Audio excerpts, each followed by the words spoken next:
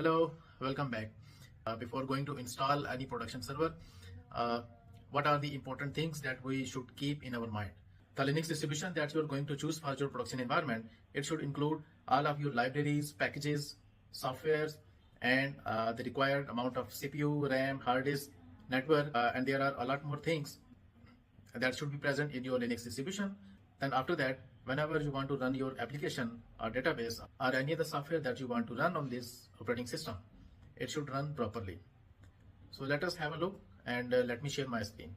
Let us understand with an example of a car. Whenever you buy any car, you see some parameters before going to purchase it.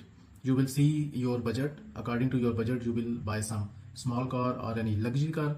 Whether you have a small family or a large family, according to your family size, you will see the car.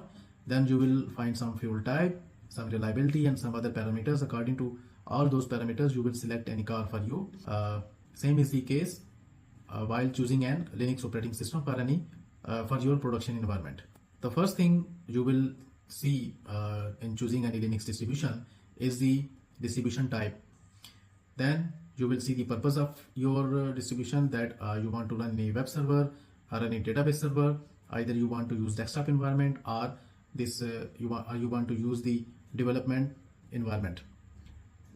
You will see some hardware specifications. Either you want x86 or ARM processor, and you will see if you want to run it for Raspberry Pi or you want to run it on a cloud environment.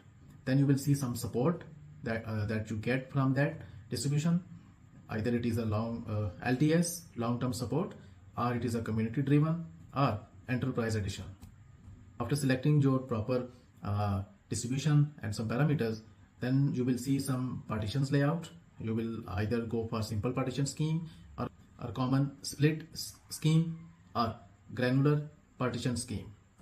You might go for selection of the software. As an example, either you want to run any Firefox or any other browser, or you want to run the LibreOffice or some Vim tool, MySQL, Apache, and a lot of other softwares that you might use in Linux.